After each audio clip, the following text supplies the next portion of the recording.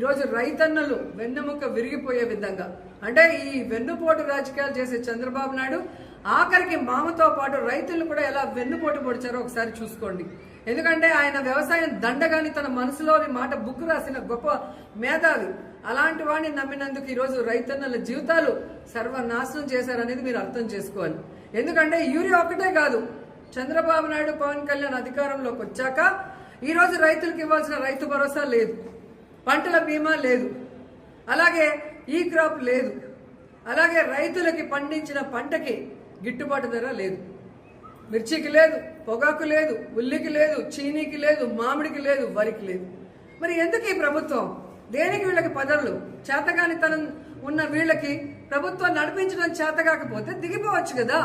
మొదటిసారి ముఖ్యమంత్రి అయిన జగన్మోహన్ రెడ్డి గారు ఎలా రైతు భరోసా కేంద్రాలు తీసుకొచ్చారు, రైతులకి వాళ్ళ గ్రామాల్లోనే అన్ని ఎలా అందించి వాళ్ళకి అన్ని రకాలుగా అండగా నిలబడ్డారు. మీరెందుకు ఈ రోజు ఇంత సీనియారిటీ ఉందంటారు? 4 సార్లు ముఖ్యమంత్రి అయిన మీకు ఎందుకు రైతుల్ని కాపాడుకోలేకపోతున్నారు? రైతు సమస్యలు ఎందుకు తీర్చలేకపోతున్నారు?